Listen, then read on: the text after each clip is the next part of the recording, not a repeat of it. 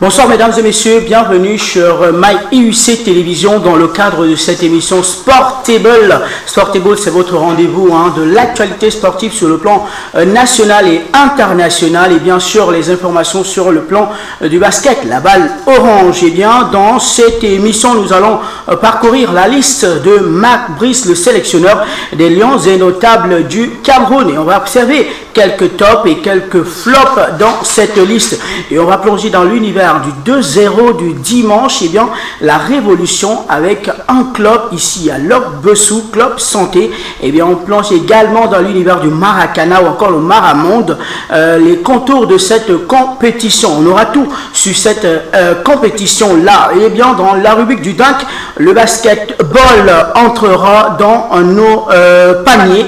Et bien pourquoi les joueurs de la NBA, les joueurs africains plus précisément, ont du mal à rejoindre la tanière. On parle de ce problème de prime d'assurance. On explorera justement cet univers. Et bien dans le retour, le Real Madrid, Kylian Mbappé n'y arrive toujours pas avec son nouveau club, le club de ses rêves. Et bien on ira également à l'Olympique de Marseille qui cumule déjà plusieurs défaites depuis un moment, que ce soit dans les compétitions européennes ou encore les compétitions nationales. Et bien qu'est-ce qui se passe?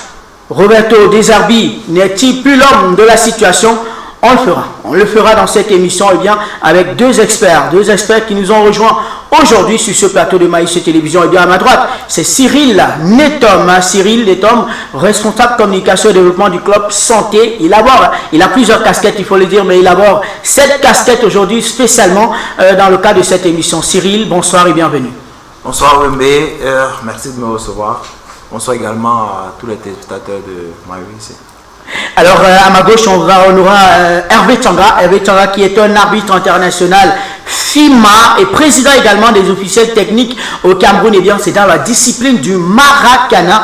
Hervé, bonsoir et bienvenue. Bonsoir monsieur MB, bonsoir mon co-panéliste et bonsoir tous les téléspectateurs. Voilà, avec vous, on va parler de sport. Et qui dit sport, on commence dans le cadre de cette émission Sportable avec le recap de la semaine.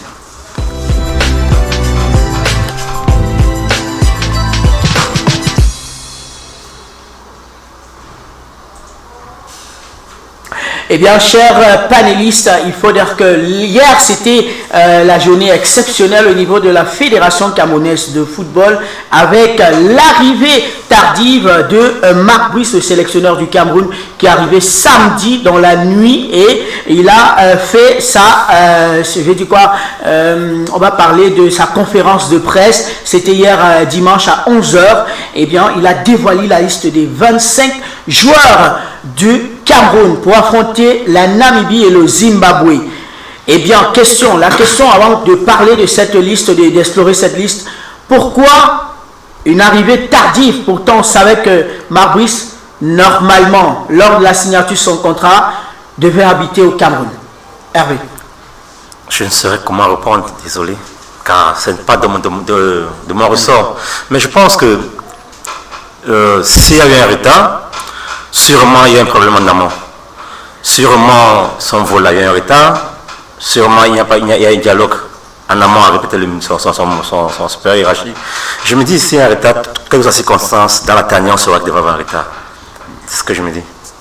Voilà. Cyril, nous sommes quand même à quelques heures, il faut dire, ou alors 2 jours de la compétition, de ce match face à la Namibie. C'est du côté de l'Afrique du Sud. Mais quand on donne la liste des joueurs un dimanche et qu'il faille que les joueurs retrouvent la tanière du côté de Yaoundé au Cameroun et pas à Johannesburg, du côté de l'Afrique du Sud, ça pose quand même un problème. Bon, pour moi, c'est toujours compliqué avec le Cameroun. Donc, que ça vienne à la dernière minute, moi, en fait, ça ne m'étonne pas. Je préfère être sincère, ça ne m'étonne pas. C'est toujours compliqué avec le Cameroun, mais c'est un problème parce que en même temps les joueurs ne sont pas préparés. Un match se prépare en amont et c'est-à-dire à la base c'est psychologique et voilà, c'est un manque à gagner pour l'équipe en fait. Parce que vous qui êtes habitué aux lois, voilà, on sait que vous êtes manager, d'autre part, vous qui êtes habitué aux lois, on a quand même 3 jours pour une fédération d'être sur le lieu, je veux dire, dans la ville ou alors au pays où se jouera le match. On sait qu'il y a ce fameux tâtage du terrain, cette fameuse reconnaissance du terrain avec la conférence de presse et puis il y a match le lendemain. Mais aux dernières nouvelles, Marc Brice a demandé à ce que la CAF reporte le match à plus tard parce qu'ils se disent qu'ils sont arrivés, ils vont arriver peut-être un peu plus tard que d'habitude. Et la fédération namibienne a envoyé un message en disant qu'il refuse. Est-ce qu'on peut avoir un problème justement avec la CAF dans cette situation-là? Oui, si l'équipe qui te reçoit n'est pas d'accord, c'est un problème. Vous devez trouver un chemin, un terrain d'entente. Parce que si l'équipe ne veut pas renvoyer le match, n'est pas d'accord à avoir une autre date, ce serait très compliqué pour la Fédération camerounaise de football. Et déjà, je disais ça en début, c'est très dangereux et ce n'est même pas bon de préparer un match dans de telles conditions. Parce que là, les joueurs ont presque 3 jours, ils vont arriver, ils sont fatigués, ils sortent d'abord des matchs en semaine. Oui. Et il y a un protocole avant un match et tout ça ne va pas être respecté. Donc du coup, les joueurs seront forcés de jouer dans les conditions qu'ils vont trouver. Alors, est-ce qu'une équipe pareille qui va arriver, par exemple, mardi soir, pourra jouer mercredi dans les bonnes conditions? Bon. Dans du sport, tout se prépare en amont. C'est difficile de comprendre qu'on doit jouer mercredi et que jusqu'à samedi, il n'y a pas encore regroupement. Soit le calendrier n'a pas été pensé avant, soit le calendrier a été pensé et que la fédération n'a pas pris des choses à bras le main au moment où il fallait le prendre. Parce que des joueurs devaient être rejoints au Cameroun dimanche. C'est vrai qu'ils ont joué en semaine, ils ont peut-être joué le week-end.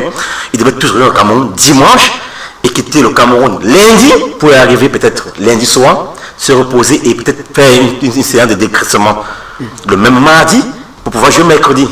Maintenant, si le Cameroun, l'équipe nationale camerounaise demande, ou la fédération demande qu'on reporte le match, je pense que maintenant, ça dépend de l'équipe qui reçoit, à voir si ils le feront ou pas. La Namibie ne veut même pas, hein. La Namibie ne veut pas, et on sait que la Namibie a un souci. Ils ont été battus au premier match, hein, à l'aller.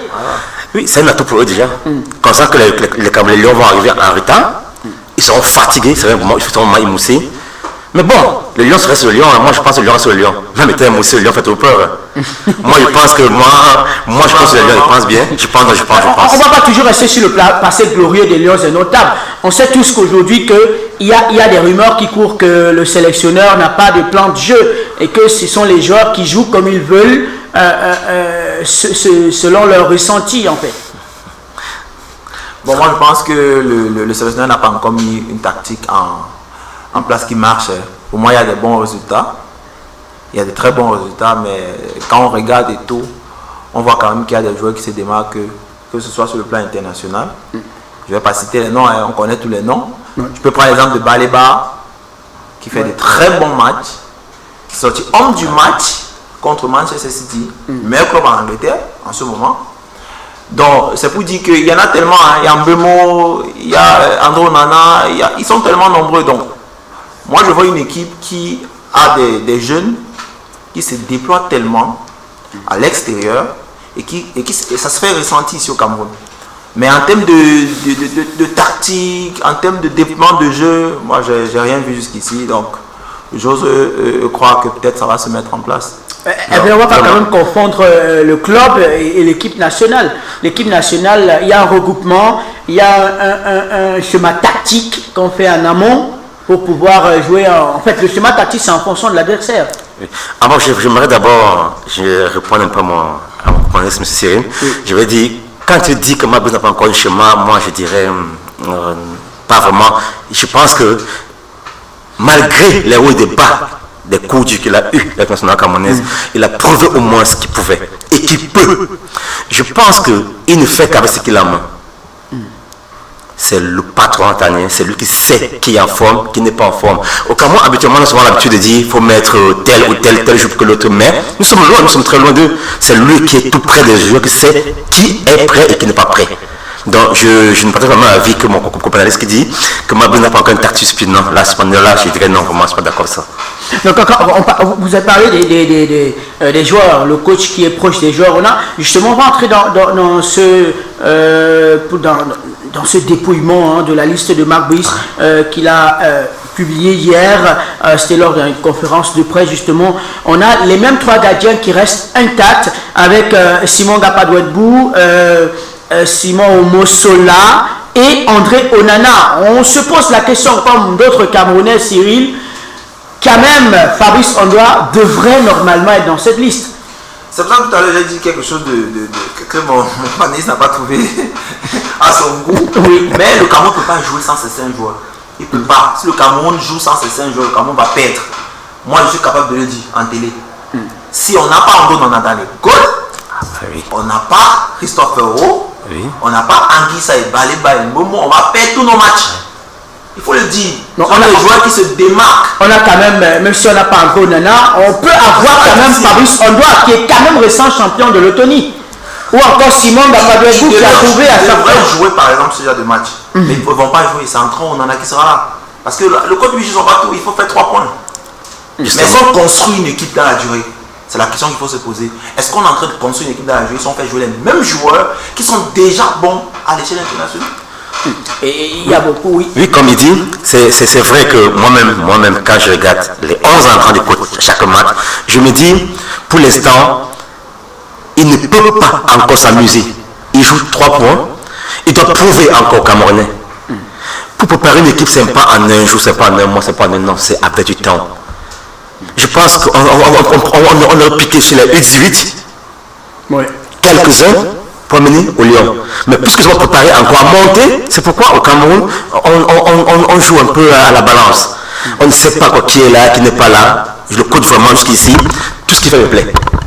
Oui, même pas, il publie presque la même liste. Parce que quand on regarde même au niveau des gardiens, ne serait-ce qu'au niveau des gardiens, on voit que ce n'est que les mêmes personnes. Si ces mêmes personnes prouvent dans les clubs, pourquoi pas les faire confiance?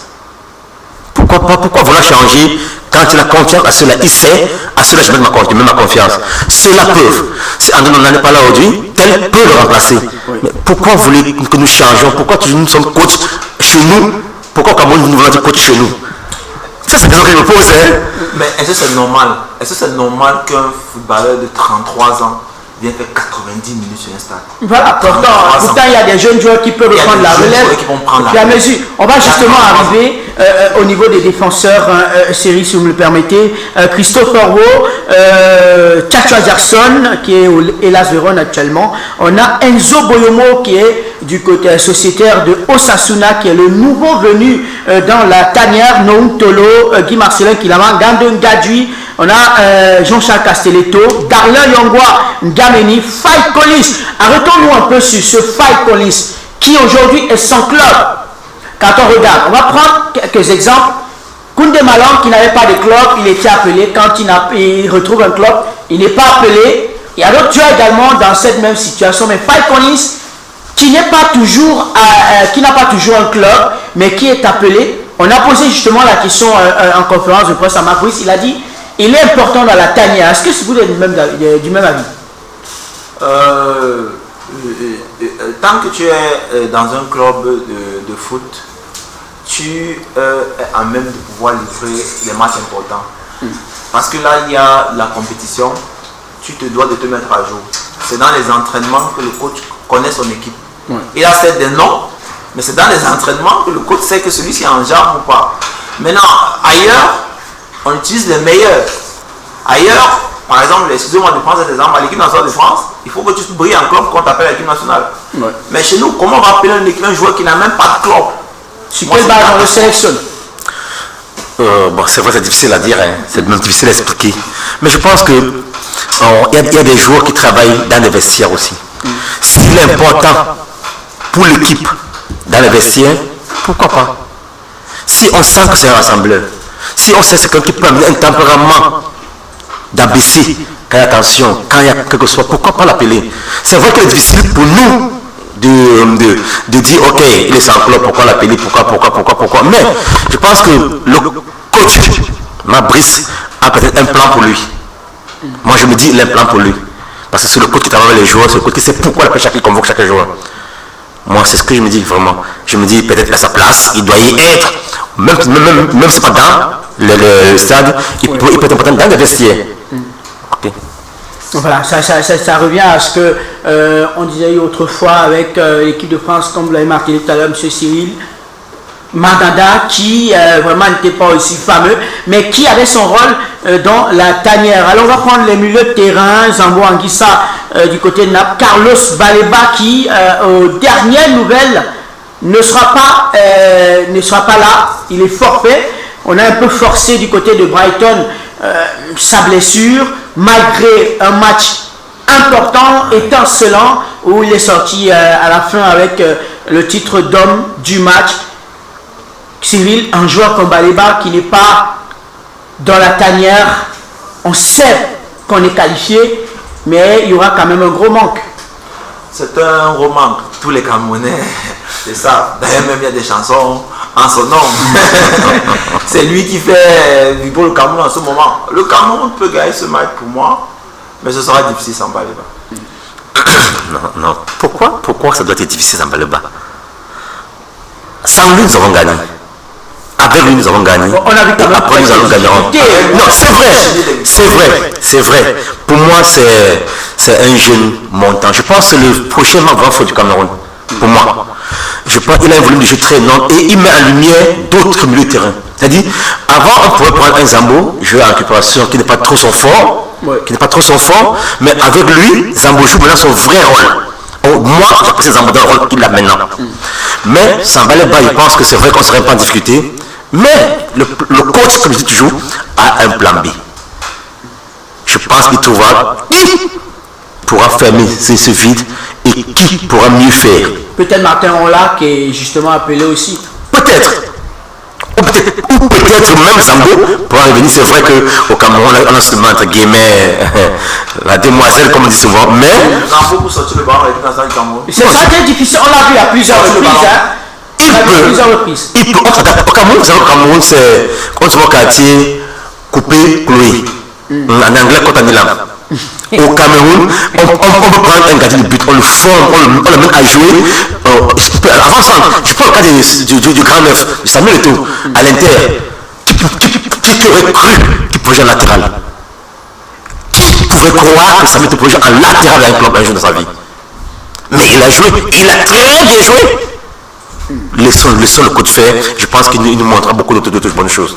Aux côtés de justement de Zambo Anguissa, Martin Ola, Carlos Baleba, on aura Ivan Neyou Noupa. On aura également justement Witi Younoussa et Arthur Avamebon. Arthur Avamebon qui est d'ailleurs le meilleur joueur du championnat de la francophonie, où le Cameroun a d'ailleurs gagné. Avec un joueur comme ça, créatif, on est sûr quand même que le milieu de terrain va aller de mieux en mieux si on lui fait confiance. Justement, vous avez dit si on lui fait confiance. Je dis bien, les compétitions sont souvent différentes. Un joueur peut briller en club, il arrive à l'équipe nationale, il ne brille pas. Ça dépend du registre et du système du jeu que le coach met sur pied. Je pense que si on joue un 4-4-2, et qu'il adapte souvent ça, il pourra s'en sortir. Mais si on joue un 4-3-3, vous voyez, il y a des joueurs qui jouent mieux en 4-4-2 qu'en 4-4-3. Même en 5-3-2, il y a des joueurs qui s'en sortent encore très mieux. Je demande, ça dépend de la tactique du jeu, du coach, et ça dépend des joueurs avec qui il l'a fait. Et j'ai un truc qui me tarde souvent un peu l'esprit, c'est le temps qu'on a souvent aux équipes de se rassembler avant de jouer. Moi, je pense que c'est souvent un problème.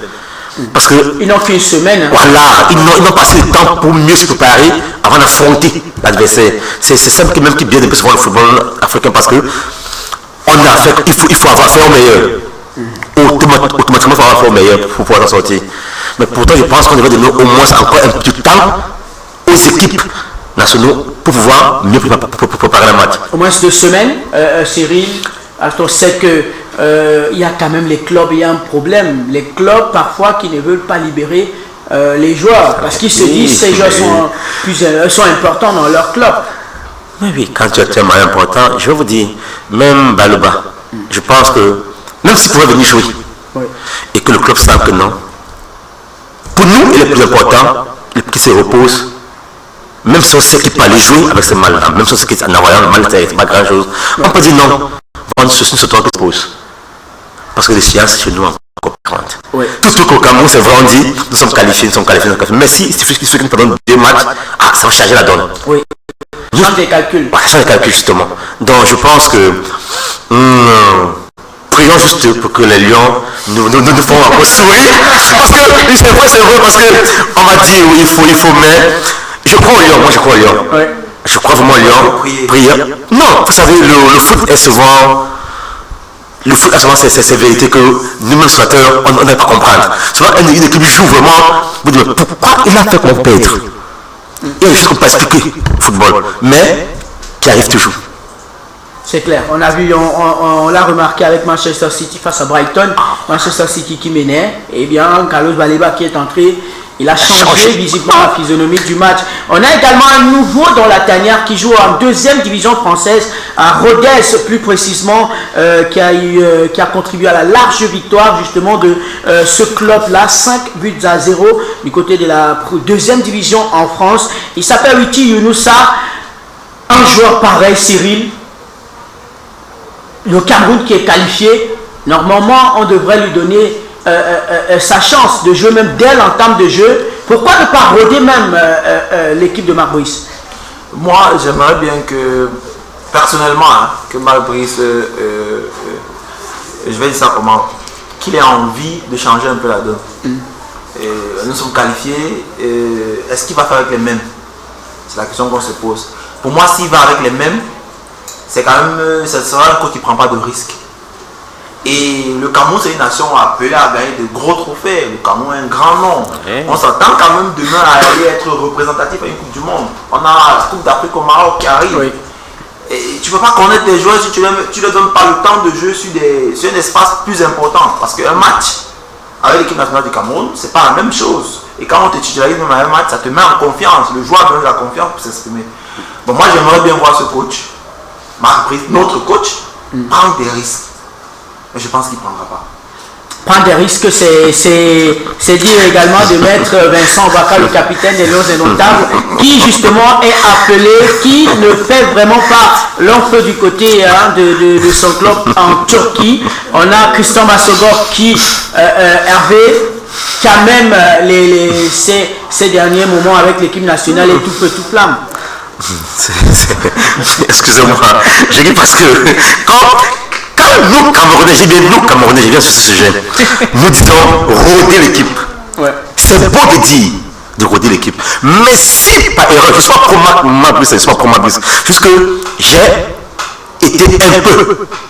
été dans la sélection des nationales Maracana. Je connais un peu ce qui peut se passer. Si par erreur, il fait tourner l'effectif comme on dit, et qu'il perd le match, nous allons vite oublier que c'est nous qui avons demandé qu'il fasse tourner l'effectif. Ouais. Maintenant, pour ne pas prendre ce risque-là, moi, je reste à poser de mal en disant, je fais avec ce que moi, j'ai confiance. En convoquant 22 joueurs, on a convoqué 22 joueurs. Mais parmi les 22 joueurs, il y a 11 joueurs, il faut 11 sur stade. Tous sont bons. Ça, je vous dis, tous sont bons. Maintenant, est-ce qu'il va falloir mettre Abaka Vincent au banc parce qu'on veut tester un joueur? Moi, j'ai dit non. Abaka Vincent, 7, il a peut-être l'âge, mais avec son expérience, il apporte un plus à l'avant. C'est vrai qu'on peut changer, il y a 1-2-0, on peut changer, oui, vrai.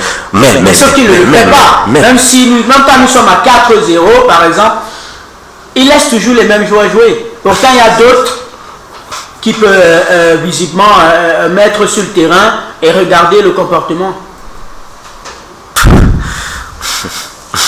C'est probable. Moi, je vais dire quelque chose de très pertinent. André Onana est très jeune. Il est parti pour faire encore peut-être 7 ou 8 ans. La question que je vais poser, est-ce qu'il va jouer titulaire les 8 ans? Les gardiens, ils font comment? Mieux vous ne les appelez plus. Parce qu'il joue pour le match. Pour le cas André Onana, il y a quand même Manchester. Pour le cas André Onana, il y a quand même Manchester United qui aurait envoyé une lettre à la fédération pour essayer de le ménager pour ces 2 matchs, vu qu'on est qualifié. Est-ce que Marc Brice pourra profiter de ça pour faire au moins jouer soit Simon Gapadouedbou ou encore Simon Moussola. Non, c'est vrai, ça, c'est encore à revoir. Vous savez, c'est l'un des meilleurs présents dans le monde. Nous allons tirer, nous allons dire, il faut. Je pense que, je dis bien, il est mieux de faire avec des bons, des meilleurs même. C'est vrai, tous trois, la convoqués sont meilleurs, mais un est au-dessus. Bon, c'est vrai que en testant un joueur, quand on pense qu'on est qualifié, quand on sait qu'on est qualifié, on donne la chance à l'autre. Pas seulement dans l'équipe nationale camerounaise, mais aussi en club.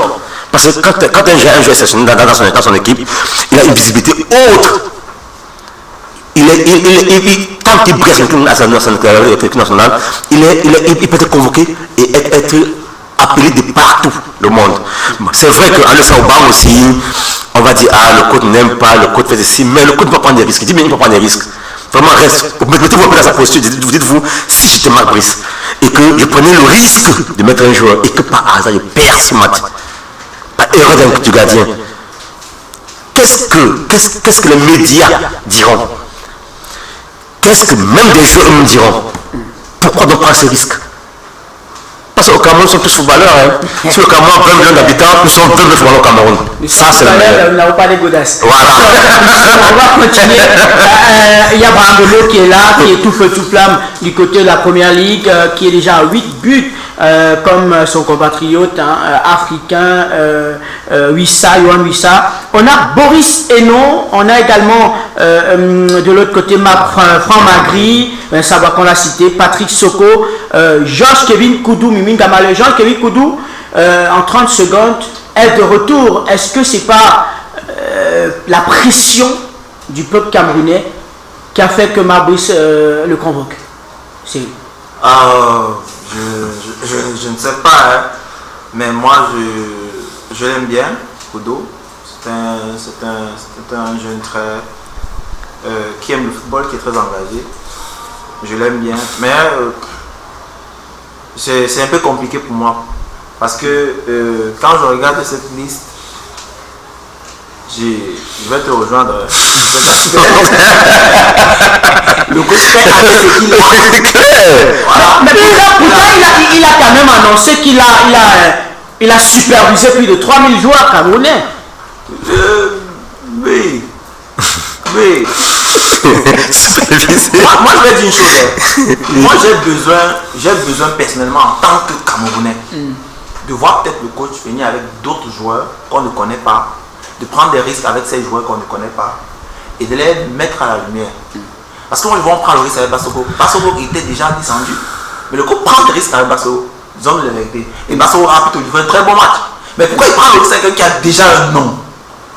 Moi, j'ai besoin qu'ils prennent le risque avec quelqu'un qui n'a pas. Peut-être Lionel Ateba. Oui, qui n'a pas de. Qui est aujourd'hui du côté du Simba. Et on va nous en faire. Parce que si on dit par exemple, si on prend le risque avec Bassoko, qu'est-ce que ça fait? Quand on prend le risque avec Bassoko, les Camerounais vont jeter des pieds à Bassoko si je ne dis pas un bon match. C'est pas sur le coach. Parce que Bassoko a de l'influence. Mais si tu prends le risque avec un non-name, on ne jette pas la faute sur le non-name, on ne le connaît même pas. On jette la faute sur le coach. Vous voyez pas quoi le coach joue. C'est clair. Allez, on rappelle la chère panéliste que ce sera le 13 face à la Namibie du côté de l'Afrique du Sud. Chers amis, on va revenir maintenant au niveau du 2-0 du dimanche en off. Hervé me demandait si c'est au 2-0. Il faut dire que l'Obeso a gagné leur pomme. Une deuxième fois consécutive. Non, je suis pas d'accord. Alors, la révolution justement dans ce 2-0 là. On sait aujourd'hui que le 2-0, à l'époque le 2-0 c'était là environ un jour. On prend une petite bière et puis on rentre. Mais aujourd'hui, les parents arrivent à 6h, ils rentrent à 18h. Alors, comment est-ce qu'on a révolutionné ça? Mais maintenant, ça devient une association. On a des fonds qui sont mis, on a des assurances pour les 2-0. On va prendre justement le cas du club santé de l'Ogbessou, que vous connaissez très bien, Cyril. Alors, comment est-ce qu'est fondé justement ce club santé-là? Bon, je ne vais pas commencer sans faire un big up comme ça à tous les membres de Club Santé. Club Santé, c'est un mouvement qui se veut à la base fraternel. Fraternel en ce sens où ce sont des amis, ce sont des jeunes qui ont grandi presque ensemble, qui se réunissent avec peut-être des connaissances aussi.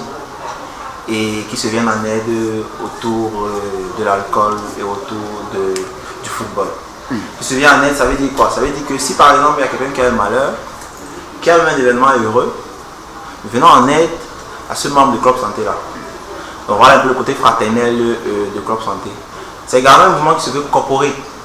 En ce sens que tu ne peux pas être dans une association sportive si à la base tu n'es pas régi. On est dans un gouvernement, il y a des lois et on se doit d'être une association légale. Vous savez qu'il y a très peu d'associations qui sont légales au Cameroun. Donc nous sommes une association légale parce qu'on a pris sur nous d'aller vers le préfet du Ouri et faire des choses normalement comme ça devrait le faire. Comme la fédération camerounaise le recommande, et parce qu'il y a également un championnat national des vétérans et corpo. Oui. Effectivement. Et à la base aussi, Club Santé, c'est quelque chose de dynamique, d'assez dynamique, parce qu'on livre également plusieurs matchs. On se déplace, même on va même à Bomono pour livrer les matchs aussi. Donc c'est un mouvement auquel nous avons vraiment tout mis ensemble, jeunes depuis le bas âge, ensemble, pour pouvoir se divertir le dimanche. Après ça, on va boire une bière, même si nos copines ou nos épouses vont nous chercher après le bâton à la fin. Il y a quand même, Hervé, ce contexte-là qui dérange un peu d'autres personnes, encore les observateurs avertis. Le club 2-0, justement, normalement, on parle de 35 ans en montant, mais aujourd'hui, on se retrouve avec les jeunes de 25, 20-25 ans, 20 même 15 ans. Non, le 2-0 c'est autre chose, le vétéranisme c'est autre chose. C'est le vétéranisme qui demande d'avoir 35 ans révolus. Maintenant le 2-0, même si tu as 20 ans, tu as 18 ans et que tu es un jeune bien éduqué, le vétéran peut t'adopter. C'est-à-dire quand tu viens, tu mets ce couvert d'un vétéran. Par exemple, à l'OPOM aussi vétéran, déjà j'ai fait un build-up, comme ça mon président et tous les vétérans de l'OPOM. L'OPOM voit le jour, il y a beaucoup d'années derrière. Je pense que j'ai entre vétéran de l'OPOM quand j'ai peut-être 20 ans. 20 ans. 20 ans. On parle de 35 ans. Voilà. 20 ans. Je pense mon comportement, la manière où nous jeunes, à ce moment nous nous comportons, a permis à ce que même nos vétérans nous trouvent du travail.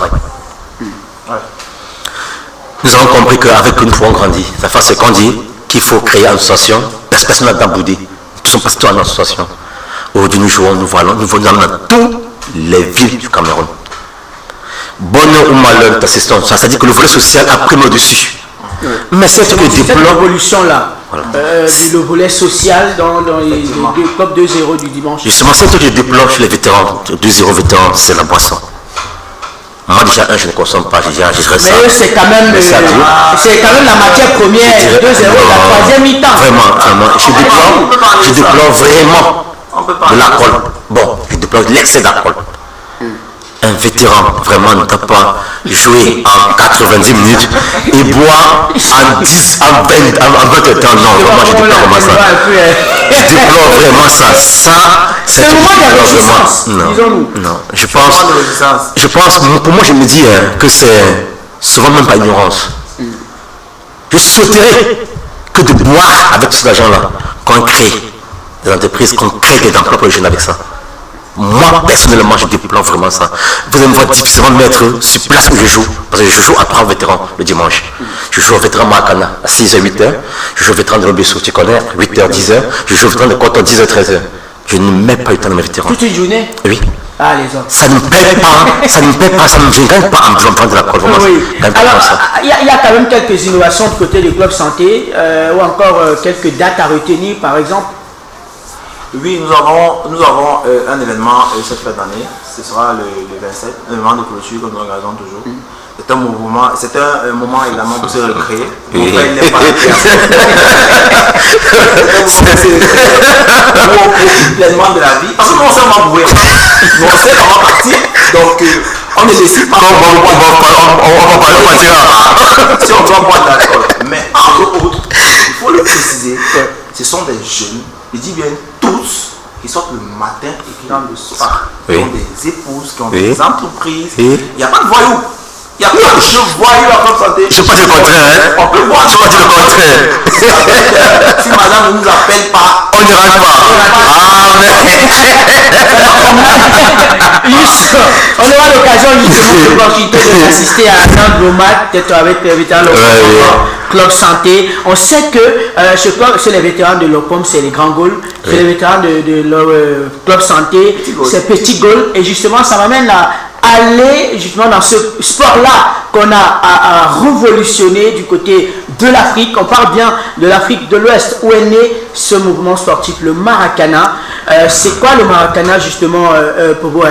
Vous êtes, on le rappelle, arbitre international FIMA, peut-être vous avez donné le cycle, la définition du cycle FIMA, et président des officiels techniques du Maracana au Cameroun.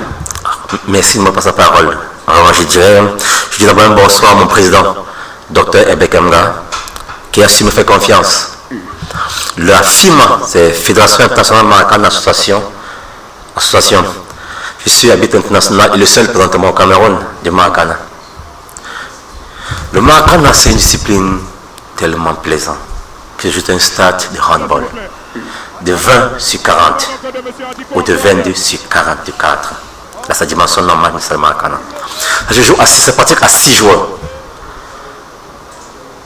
Dans le Maracana, on a trouvé des lois du jeu, de handball, basketball, de football. Mélangé. On entre et on sort comme on veut, juste en respectant la zone de sortie et d'entrée. On joue sans gardien de but, ça c'est la vraie particularité, et on marque le but dans les 6 mètres. Donc si c'est hors des 6 mètres, ça n'est pas un but. Oui. Wow. Et si le shoot est fort, passe après le 20e, là, même si vous marquez, ce n'est pas un but, c'est une faute contre vous. Wow. C'est un jeu tellement plaisant. Je pense que quand les Camerounais vont prendre acte de ce jeu-là, beaucoup vont se guider par là. Présentement, vous avez au Cameroun, on a un peu de difficulté parce que les jeunes Camerounais sont en fuite d'argent, c'est-à-dire ils ne veulent pas travailler pour gagner. Quand vous dites viens jouer, on paye combien, on gagne combien. Mais une fois qu'il voit son frère partir, il dit que non, moi je vais jouer demain. C'est ça, c'est ce qu'on met le Maracana sportif au Cameroun dans 8 régions, comment je vais vous dire. Et présentement même, nous voulons entrer dans des jeux universitaires. Des jeux universitaires, des jeux FENASCO aussi bientôt, nous sommes préparés déjà. Je pense que le président de la compétition de Maracana au Cameroun a des travail dessus. Et je pense vraiment qu'il sortira. Parce que déjà dans la 5e déjà, on a pu exercer de 2 ans déjà. Je pense que ça viendra avec du temps. Ça viendra avec le temps. Il faut rappeler qu'il n'y a pas seulement, quand on parle de Maracana, c'est la canne du Mara. J'espère que je parle bien. C'est également Maramonde. La Coupe du monde du Maracana. Maracana, c'est un peu comme football. Maracana, c'est une discipline qui est née à Cocody, en Côte d'Ivoire. Oui, en Côte d'Ivoire. Oui. Mais ce sont des Africains qui étaient au Brésil. Au Brésil. C'est dans le mythique stade de Maracana du Brésil qu'ils ont appris. Donc, quand ils arrivent au stade, les salles occupées, ils disent mais qu'est-ce qu'on fait là? Allons donc jouer pour nous, allons former pour nous à côté. C'est comme ça qu'ils ne participent pas à jouer, à former dans un 6-6 pour pouvoir jouer. Donc, quand ils viennent en Afrique, en Côte d'Ivoire précisément, c'est là qu'ils disent ok, on peut donc mettre ceci en application. C'est donc où est né le sport Maracana. C'est en Côte d'Ivoire, justement. Quand même, Cyril, c'est quand même un sport, il a dit, plaisant. Quand on regarde un peu les vidéos des Ivoiriens, parce qu'il faut le rappeler, ce sont ces Ivoiriens qui ont vraiment développé ce football avec justement cette compétition, le Robinson en Côte d'Ivoire, l'influenceur ivoirien avec la cam Tchen Tchen. Il y a quand même de très beaux gestes, des gestes qui sortent de l'extraordinaire. Alors quel est votre, je veux dire quoi, quel est votre regard? Quel est le regard justement que vous portez sur ce sport-là? Je l'ai trouvé très joli, ce sport-là. Je l'ai trouvé très joli. Je suis étonné parce que je ne savais pas qu'on jouait ça au Cameroun. Il y a même l'équipe nationale. 3 ans au Cameroun, déjà 3 ans. D'ailleurs, qui a joué face à la Côte d'Ivoire, c'est en 2024, donc cette année, malheureusement. On a organisé, permettez-moi, on a organisé une CAN Maracana au Cameroun en 2022. Donc déjà, depuis 2022, on pratique vraiment Maracana au Cameroun. Ça fait 3 ans qu'on pratique Maracana au Cameroun, justement. On était à Grand Popo, à Cotonou, à Maracana. Oui, donc, en Côte d'Ivoire, c'est au Bénin. En Côte d'Ivoire, c'est la première Coupe du Monde de Maracana. Et là, je donne chapeau aux Ivoiriens parce qu'ils ont réussi vraiment la Coupe du Monde. Vous étiez de ce côté? Moi, on a quelques photos. J'étais de tous les côtés. Vous étiez en train d'arbitrer? J'étais arbitré. Quand même. Alors, au Cameroun, l'équipe nationale, comment elle se porte? L'équipe nationale. Je vais être honnête, elle se porte pas bien vu notre prestation à la Coupe du Monde. Mais je dirais, même au Cameroun, en football, il y a eu le Cameroun pratiquement à 8 ou 6 Coupes du Monde. Je pense qu'il y a des Coupes du Monde, le Cameroun rentre avec 0 points. 0 marqué, je pense bien, c'est bonne mémoire. Je dirais surtout que le Maracana, nous devons encore travailler. Nous devons travailler parce que le Maracana, nous sommes à notre 3e participation et nous apprenons encore. Et en 2026, je vais vous surprendre, c'est au Cameroun qui organise la Coupe du Monde. Encore ah, oui. Au Maramonde, oui. Le Cameroun organise. Donc, en 2025, qui arrive, nous serons en Guinée-Bissau pour la Maracana. Je pense que là, nous avons fait une bonne prestation.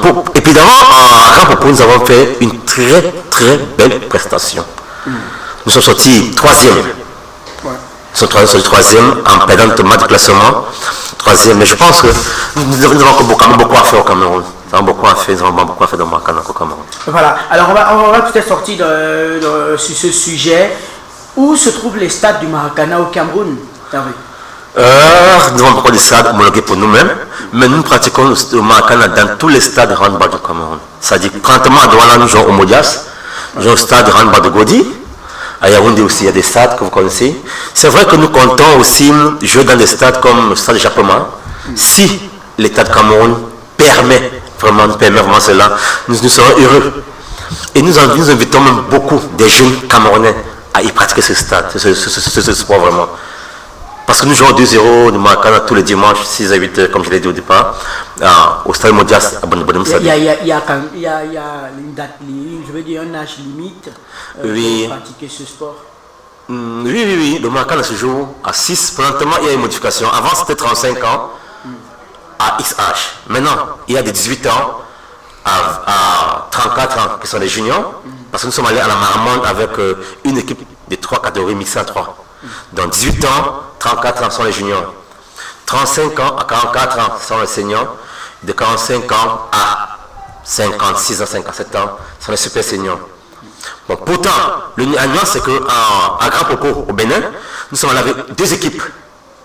Des seniors qui étaient de 35 ans à 44 ans et de 45 ans à 56 ans qui étaient des super seniors. Donc, je pense que dans le Maracana, dans le monde, on travaille sur autre perspective. Bientôt même des femmes, des filles vont pratiquer au Maracana, vont jouer même des compétitions internationales au Maracana. J'aime que cette année au Cameroun, nous aurons des filles qui vont jouer des championnats du Maracana. On espère que l'équipe nationale va se rajeunir, alors va retravailler pour qu'en 2025 en Guinée équatoriale, que ça se passe très bien comme les autres. L'équipe nationale A, donc du football, voilà, au Maroc 2027. Monsieur, on va parler de basket avec ce fameux problème de prime d'assurance de nos joueurs africains à la NBA. C'est justement après cette transition du dunk.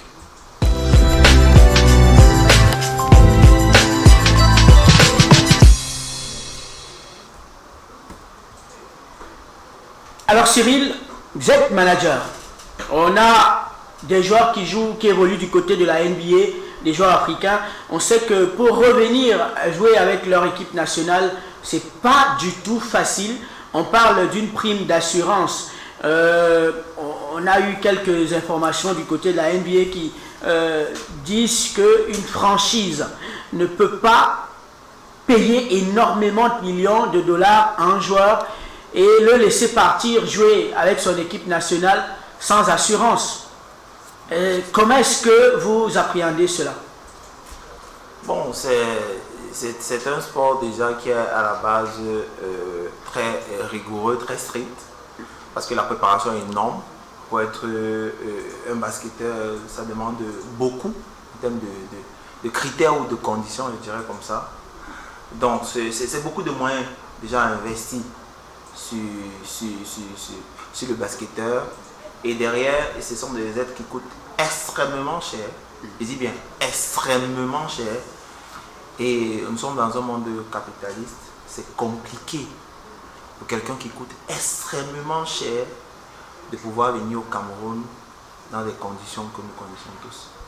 C'est très compliqué. On a besoin d'assurance. Le club a besoin d'assurance. Les investisseurs qui mettent des fonds depuis son bas âge ont besoin d'assurance parce qu'ils sont toutes. Il faut rentabiliser sur lui.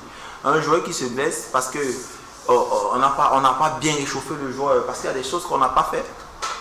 C'est un manque à gagner pour le club qui investit de l'argent sur lui. C'est un manque à gagner. Donc du coup, on est obligé, on est contraint à conditionner, je dirais ça comme ça, les fédérations avec de ce qu'il faut une forte prime d'assurance.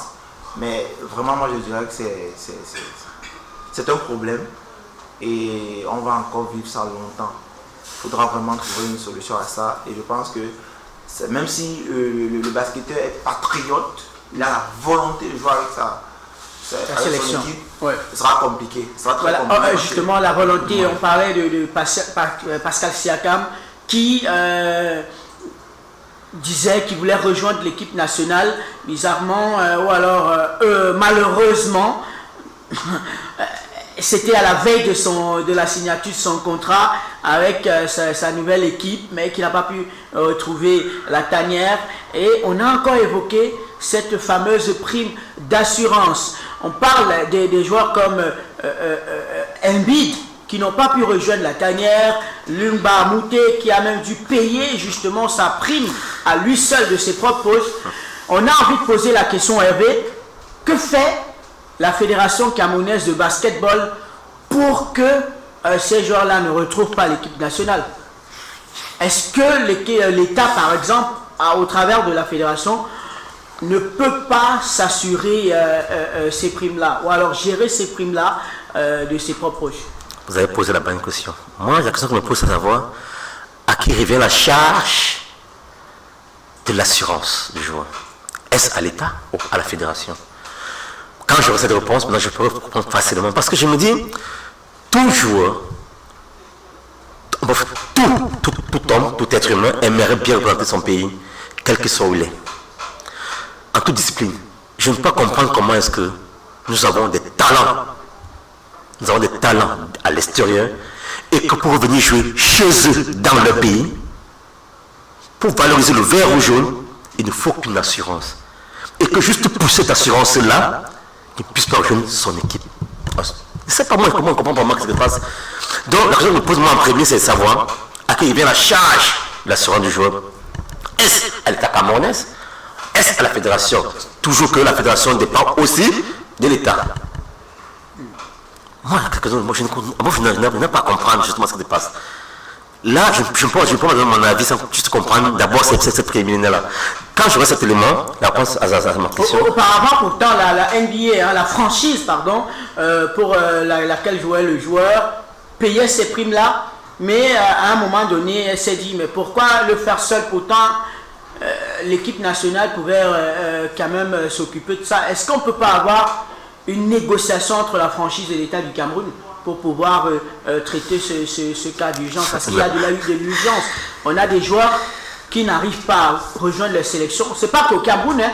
On a la Tunisie, on a le Congo, on a également la Côte d'Ivoire qui, visiblement, n'arrive pas à retrouver la plénitude de ces stars. On va dire entre guillemets aussi. Bon, moi, je vais poser la question aussi en même temps. Hein. Pourquoi ils n'arrivent pas à faire ça en Europe? Pourquoi ils arrivent à faire ça en Europe et quand c'est à l'Afrique, ça pose un problème? Sauf qu'en NBA, c'est pas la même chose comme au championnat de basket européen. Ah, c'est qu'un joueur qui joue la NBA, s'il faut rentrer, par exemple, en Suède, n'a pas de problème. Mais s'il faut rentrer au Cameroun, en Côte d'Ivoire, il y a un problème. Il y a quand même les sélections qui gèrent ça, les pays qui gèrent ça. S'il y a ce problème-là. C'est donc pourquoi il demandé avant qui s'occupe. Est-ce l'État ou est-ce la fédération? Il est vrai que même si c'est la fédération, l'État, quelque part aussi, bon, fera je ne sais pas comment appeler ça, pour que le joueur puisse revenir sans problème. Mais même si c'est la fédération, pourquoi l'État ne peut pas?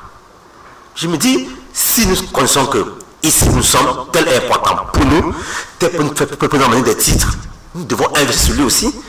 C'est vrai qu'ils ont peut-être compris que ok, le jeu joue avec nous, certes, derrière nous gagnons, mais son pays aussi gagne derrière lui. Pour gagner aussi, il faut s'investir. C'est ce que je me dis. Ils veulent aussi savoir, hein, les franchises, par exemple, elles veulent savoir si le joueur sera protégé le temps qu'il passera en Afrique ou dans son pays. Il sera même bien échauffé avant un match. Ça rentre dans la protection aussi. Parce que l'assurance, justement, c'est la protection. Hein. Justement. Assurance, après qu'il y a assurance de protection, c'est ce que je me dis. Bon, je ne sais pas. Si je sais que mon technicien, là, mon sera bien, pourquoi pas donner des assurances s'il faut pour lui? Là, c'est la question qu'on me pose. Il faut justement qu'on investir pour nos joueurs. Nous devons aussi investir pour nos joueurs. Et la conséquence, c'est que nos joueurs finissent par signer maintenant. Là, on a vu le cas Embiid qui est allé du côté des États-Unis, qui a été même champion. Je ne pourrais pas.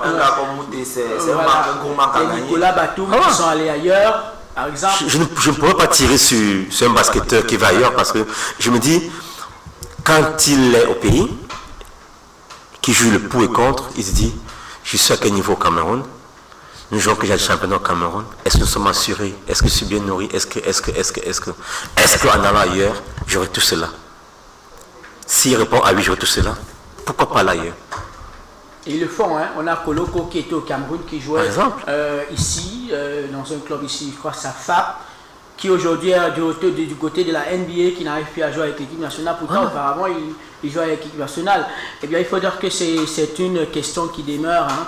À qui la faute? On espère trouver de bonnes réponses au niveau de la fédération, pourquoi pas du ministère des Sports, qui visiblement s'occupe plutôt du football que d'autres choses.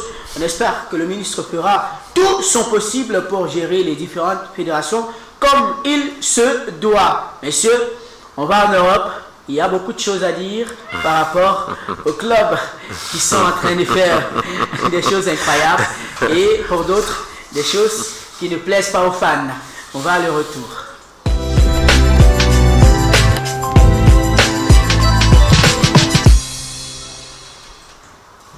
Allez, série LV, ce week-end, le Real Madrid a saucissonné, étrié, encore chiffonné son adversaire 4-0 avec le triplé de Monsieur Vinicius Junior. Le Real, après 2 défaites de suite, retrouve un nouveau souffle. On attendait ça. Hein. On sent un Madeleine. C'est à la Madeleine. Donc on attendait ça. Ouais. Voilà, et surtout, on a perdu juste après, donc c'est une fierté. C'est une fierté, c'est une joie. C'est une joie. A perdu.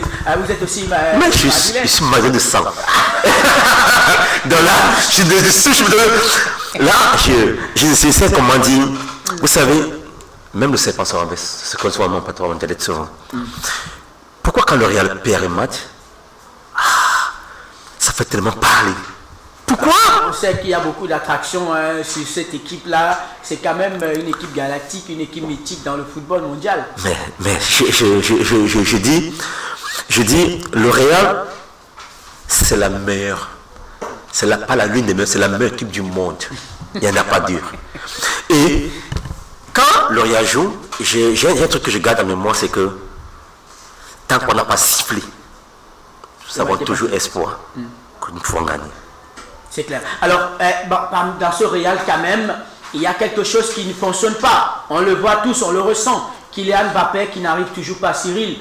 On voit la fameuse tactique de Don Carlos Ancelotti qui met dans la ligne d'attaque Vinicius, Kylian Mbappé, Rodrigo et Bellingham. Mais on voit visiblement qu'il y a quand même des tensions dans l'air. Est-ce que Kylian Mbappé, véritablement, est celui-là même qui gâte la sauce à la camerounaise de cette équipe Real? Bon, je ne dirais pas que Kylian gâte la sauce. C'est le Real de Madrid. C'est le club de ses rêves. C'est difficile. Et ça va être difficile. Mais si le Real a acheté ce joueur, ça veut dire que le Real connaît la capacité. Il n'a pas acheté, hein. Le Real, il est venu libre. Non, il est venu libre, mais le Real a bien voulu de lui. Bien sûr. Voilà, donc Kylian n'a pas encore trouvé sa européenne, mais nous savons ce que Kylian peut faire. Après 2 mois, Hervé. Nous avons vu il y a plusieurs mois, je veux dire. 2 mois, c'est. Laissons le temps passer. Mettons simplement le joueur en confiance. Vous voyez un peu. Mettons simplement le joueur en confiance. Ça n'a pas encore pris, c'est vrai que ça devait prendre directement parce que c'est Kylian Mbappé quand même. Mais je vous dis, Kylian Mbappé c'est un très grand joueur et il va faire ses marques. On doit juste te passer. Moi, ce que je peux dire aux supporters du Real Madrid. Comme a dit mon copanéliste, nous demandons un peu beaucoup à ces jeunes. Comment à ce jeune frère-là. Pourtant, il est venu en tant que superstar, quand même. On s'attendait à ce qu'il. C'est vrai que L'Oréal, c'est L'Oréal. Ouais. L'Oréal ne serait jamais notre club dans le monde. L'Oréal, c'est L'Oréal. L'Oréal a sa particularité. Mbappé vient au L'Oréal comment? Tout feu, tout flamme de Paris. Mais est-ce que le Paris, c'est L'Oréal? Est-ce que le même système schéma de jeu de Paris, c'est le même système de L'Oréal? Non. Peut-être même pas le même championnat. Mais non, donnons-lui du temps. Et je vous dis, ce gars fera du Real, mettra du Real plus haut. Moi, je fais confiance. Pour l'instant, nous voulons vite de Mbappé, nous voulons beaucoup de Mbappé pour l'instant, mais il ne se prépare encore. Il y a quand même des rumeurs qui courent que dans la tanière, ça s'échauffe là. Bellingham qui n'est pas très rassuré, Vinicius qui s'agace également. Est-ce que ça peut troubler justement le développement de Kylian Mbappé au sein du Real Madrid? Moi, je pense que ce sont des rumeurs. Hein. Les rumeurs, il y en a toujours. Ce sont des rumeurs. Je reste confiant que ça va aller. Et il a juste besoin du temps. Et il faut lui donner du temps, c'est tout. C'est aussi vrai que un joueur à la taille de Mbappé, après 2 mois, devait au moins faire les préliminaires. Je me dis, il joue dans le même registre. C'est ce que je me dis en premier. En secondo, il faut qu'on apprenne à le connaître. Ce n'est pas en 2 mois. Je fais une flèche en arrière. Quand je regarde Karim Benzema, je regarde le temps qu'il a mis au Real. Je vois le temps qu'il a brillé au Real. J'ai compris qu'il a fallu du temps. Il a fallu un monsieur. Il a fallu quelqu'un pour le remonter, pour dire non, vas-y, crois en toi, fais ceci, fais cela, fais comme ça, ça va aller. Voilà le travail à payer. Bon, Mbappé vient, on dit non, c'est Mbappé là, 150 buts, là, 300 buts à Paris, avec le Real, il y aura 1 million de buts parce que tel a fait. Non. Auprès de Mbappé, il y a aussi des génies.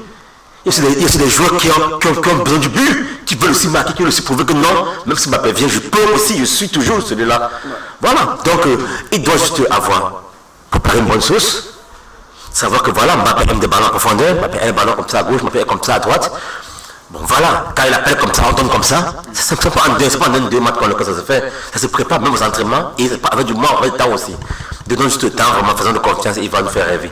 Voilà, alors on va sortir justement sur ce sujet avec les catombes de blessures. Comment est-ce que vous, si vous êtes coach du Real, vous allez réagir? On parle de Carvajal qui est blessé, Lucas Vázquez qui est blessé ce week-end, d'autres joueurs également, Eder Militao. Vous en tant que joueur Cyril, comment est-ce que vous réagissez? Comment est-ce que vous allez vous y prendre dans les prochaines séances? Ce sera très compliqué. Ce sera très compliqué pour Ancelotti. On a beaucoup de blessés, beaucoup de blessés. On a, je crois, 6 points d'écart avec Barcelone. Ouais. Et on a beaucoup de blessés, ce sera compliqué. Et on a une équipe aussi en même temps qui a besoin d'être rajeunie, et surtout sur les côtés, et tout en défense centrale également. Donc ce sera très compliqué. Je ne sais pas comment tu vas faire. Je ne vais pas vous dire comment il va faire. Je suis pas d'accord. Je suis pas d'avis avec lui sur un point quand il dit on a une équipe qu'il faut réagir. Je pense que quand je regarde l'attaque jusqu'au goal, gagner des buts, nous ne sommes pas aussi vieux. Carvajal est vieux, parce qu'elle est vieux. Non. Là, non, vous dites à l'attaque. Là, 30 secondes. J'ai dit à l'attaque, sur les côtés. Là, latéral est sur le côté. On a Mendy, qui est un côté jeune, qui avance l'expérience.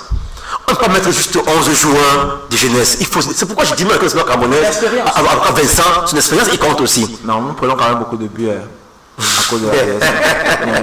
Et là, c'est le commun de toutes les équipes, physiquement. Allez, toutes les équipes, justement comme du côté de la France, avec l'Olympique de Marseille, qui, quand on regarde tous les derbys, l'Olympique Marseille qui n'arrive plus à gagner au Vélodrome, c'est devenu une tradition, une coutume de ce côté-là. On attendait beaucoup plus de Roberto De Zerbi et de l'Olympique de Marseille face à Paris Saint-Germain, mais visiblement on n'a rien vu, Cyril. Cette équipe de Marseille, n'est pas ce qu'on attendait avec justement l'apport ou alors la venue de Roberto De Zerbi, l'ancien coach de Brighton. Oui, ce n'est pas ça. On a beaucoup compté sur lui, mais décidément, ce n'est pas encore ça. Et on attend aussi beaucoup de Marseille. Marseille, c'est un club emblématique. Oui, emblématique, ouais. Et je supporte également Marseille en France. Donc, du coup, on demande beaucoup à Marseille. Marseille a commencé, moi j'étais étonné. Marseille qui enchaîne des victoires et des victoires et des victoires. Maintenant, ce n'est plus le cas. Je pense qu'il y a des choses à faire. Hervé, on a quand même Mason Greenwood qui fait des choses exceptionnelles avec cette équipe, qui a retrouvé des couleurs du côté Retafe, qui est venu à Marseille pour être la star de cette équipe, qui est en train de prouver. Mais quand on regarde véritablement les résultats ou le jeu, est-ce que ce sont les joueurs qui ne comprennent pas les tactiques de De Zerbi, ou alors De Zerbi est en train de véritablement manquer le coach? Je pense pour ma part que Marseille a encore beaucoup à refaire. Tactiquement, ils ne sont pas encore assis. Ils sont peut-être encore en deçà même de la moyenne. Marseille doit encore beaucoup travailler.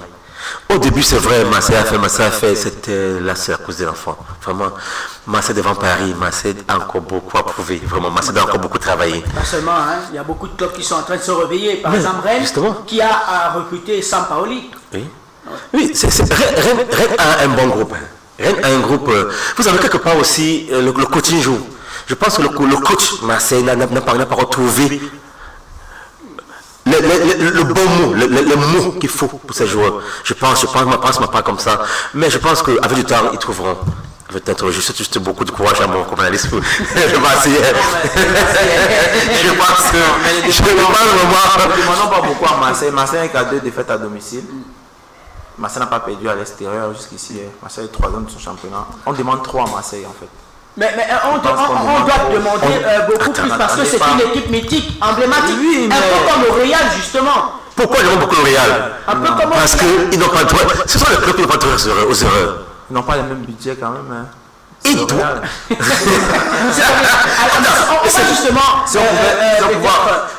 Parler d'autre chose pour aller très vite parce que nous sommes arrivés peut-être au thème de notre émission.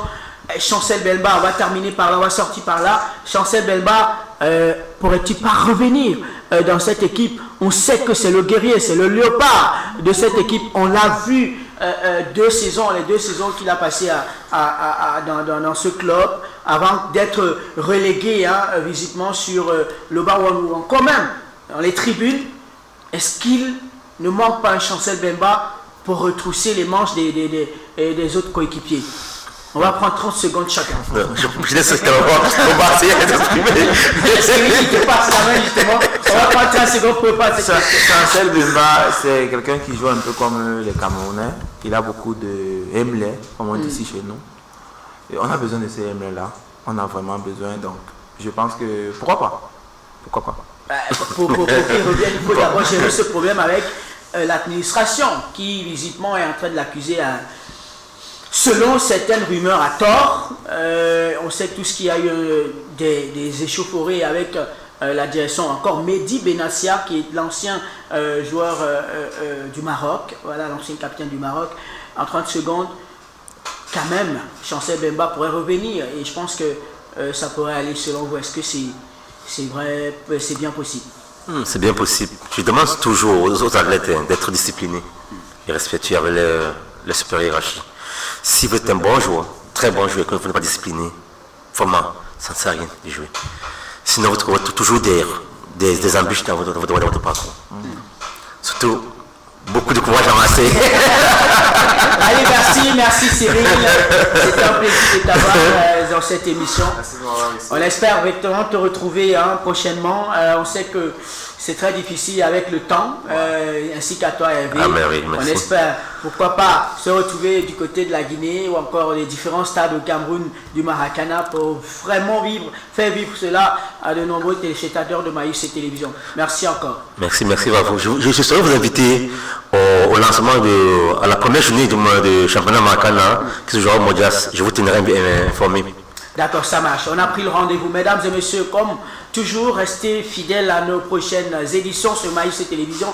On se donne rendez-vous lundi prochain quand il sera 19h pour un autre numéro de Sport Table. D'ici à là, portez-vous bien. Bonsoir.